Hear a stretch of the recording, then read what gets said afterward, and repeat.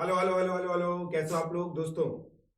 पिछले कुछ टाइम से मैं ये टर्म यूज कर रहा हूँ, ninja technique to write equation of straight line. और काफी सारे स्टूडेंट्स कहते हैं कि सर ये बहुत ही रेवोल्यूशनरी चीज है, बहुत ही अमेजिंग चीज है। तो आप प्लीज इसका एक अलग से वीडियो बना दो ताकि हमें उन वीडियोस में ना ढूंढना पड़े किस तरह से आप इक्वेशन ऑफ लाइन लिखते हो।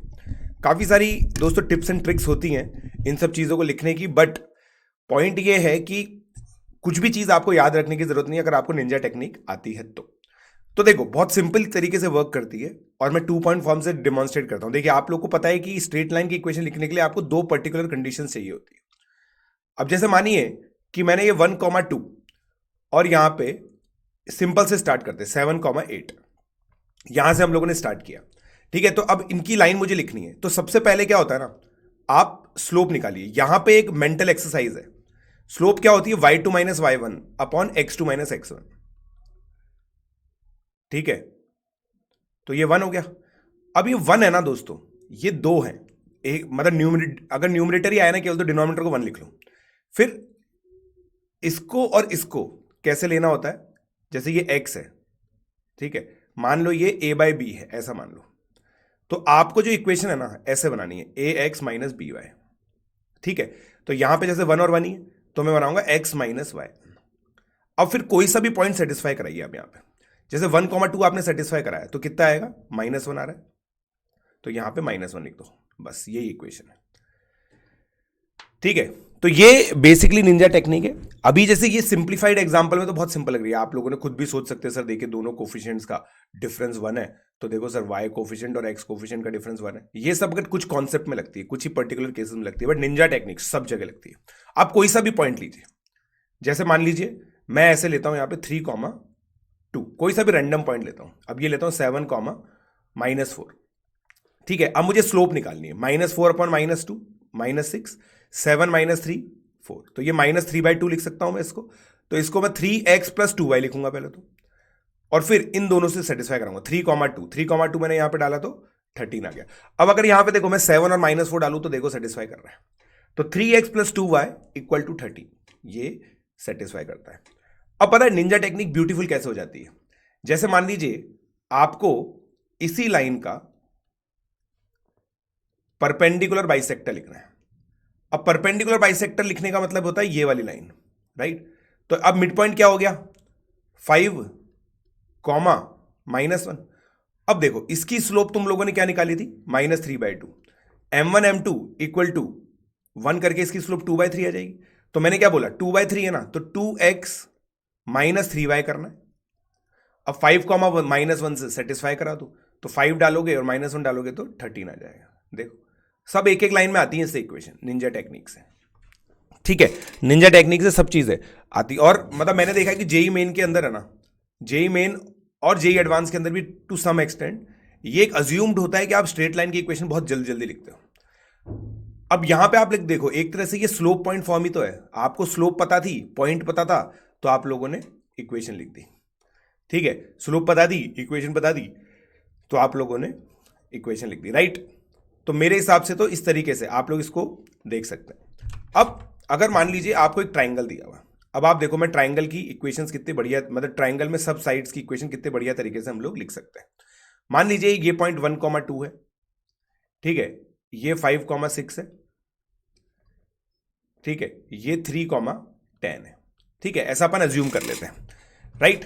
अब मैं इक्वेशन लिखना चालू करता हूं, देखना। अब आप देखिएगा मैं सब मेंटल कैलकुलेशन करूंगा। 10 - 2 8, 3 - 1 2, तो इसकी स्लोप 4 आ गई। तो ये इक्वेशन में लिखूंगा 4x minus Y, pen change कर देते हैं, 4x minus Y is equal to 2।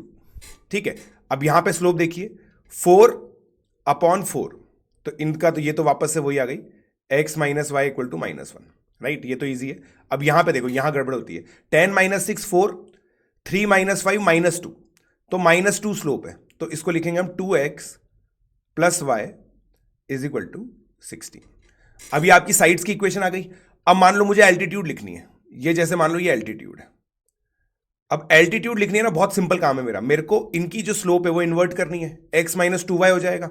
1,2 से सेटिस्फाई कर रहा है, -3 आ गया। अब देखो यार, जल्दी जल्दी कैलकुलेशन कर रहा हूँ, एक दो मिस्टेक हो सकती है, बुरा मत मानना आप लोग, इंटेंट समझना, मेरे हिसाब से होंगी नहीं बट हो सकती है कभी कभी। तो ये 1,2 सेटिस्फाई करा है। अब ये स्लोप, अब ये परपेंडिकुलर मुझे लिखनी है, ये इसकी परपेंडिकुलर है, x प्लस 4y और 5,6 से पास कर रही है, 6 4 24 29। और फिर ये अगर एल्टीट्यूड लिखनी है, ये एल्टीट्यूड लिखनी है, ये इजी रहेगा, x plus Y equal to 13। अब आप देखिए कितना ब्यूटीफुली, अगर आपने जल्दी से लिखना सीख लिया तो आप ऑर्थो सेंटर निकाल सकते हैं। ये ऑर्थो सेंटर इन दोनों लाइन का इंटरसेक्शन होगा। तो अगर आप डिफरेंस देखें तो मैं ऑर्थो सेंटर H लिख रहा हूं। ऑर्थो सेंटर अगर आप इसमें पॉइंट ऑफ इंटरसेक्शन निकालेंगे तो 16/3 कॉमा 23/3 आ जाएगा। चेक कर लीजिए आप इसको, 23/3 16/3 87 87/3 बिल्कुल सही है। ये आपका ऑर्थो सेंटर आ गया। सोच के देखो कितना जल्दी आप लोगों ने ऑर्थो सेंटर निकाल दिया। अब आपको मान लीजिए मीडियन निकालनी है, तो मैं अलग डायग्राम में बनाता हूं वरना घुचुड़ मुचुड़ हो जाएगा इसी के अंदर। ठीक है, अब मान लो मुझे मीडियन निकालनी है, एक मीडियन निकाल के बताऊंगा केवल। ठीक है, केवल एक मीडियन निकाल के बताऊंगा, बाकी आप लोग निकाल लेना। अब जैसे यहां पे देखो मिड पॉइंट आएगा, कितना आएगा 1 5 है तो 3,4। ठीक है, अब मुझे ये मीडियन निकालनी है। वाह, x इक्वल टू 3 आ गई है, तो बहुत ही बढ़िया काम हो गया। अब x इक्वल टू 3 आ गई। अब आप देखिए मेरा सेंट्रॉइड कितना आ जाएगा, सेंट्रॉइड तो x1 plus x2 plus x3/3 से आता है, तो 3,6 आ गया। ठीक है, 3,6 आ रहा है सेंट्रॉइड। अब आप देखिए ये h है, ये g है, ये सरकम सेंटर होता है, ये 23/3 है, ये 16/3 है। अब आपको सरकम सेंटर मान लीजिए निकालना है, तो अब ये 3,6 है, इसको 3,6 मत लिखिए, 9/3 18/3 लिखिए, क्योंकि डिनोमिनेटर में ये दे रखे हैं। अब ये 2:1 का रेशियो है। अब आप न्यूमरेटर में देखिए कितने का डिफरेंस है, 14 का डिफरेंस है, तो यहाँ पे 2 का डिफरेंस, यहाँ पे 7 का डिफरेंस आना चाहिए, यहाँ पे 7 का डिफरेंस आना चाहिए, क्योंकि 2:1 के रेशियो में 14:7 होता है। यहाँ पे 16 में 2 ऐड हो रहा है, 2 ऐड हो रहा है, तो यहाँ पे केवल 1 ऐड होगा, तो 19/3। तो आप देखिए आपने मस्त सरकम सेंटर पे निकाल दिया। तो यार अगर आप लोग को ये कैलकुलेशंस आती है ना, तो स्ट्रेट लाइन चैप्टर के अंदर जो कैलकुलेशन वाला पार्ट है ना, वो आप लोगों का बहुत अमेजिंगली सॉर्टेड हो जाएगा। तो मैंने अलग अलग तरीके की निंजा टेक्निक्स आप लोगों को बताई हैं। मैं अपने लेक्चर्स के अंदर ये सब चीज़ें पढ़ाता ही हूँ, तो जो बच्चे मुझसे पढ़ते हैं उनको तो ये सारी चीज़ें आती हैं, जो नहीं पढ़ते हैं वो भी आप लोग सीख लीजिए। ठीक है, सो आई होप आप लोगों को मजा आया। अगर मजा आया तो प्लीज़ इस वीडियो को शेयर कीजिए। दोस्तों, मैं कोटा स्टडी सेंटर पे अनअकैडमी के बैठता हूँ 11 बजे से 4 बजे के बीच में, तो अगर आप लोग मुझसे मिलना चाहें तो मिल सकते हैं। Thank you.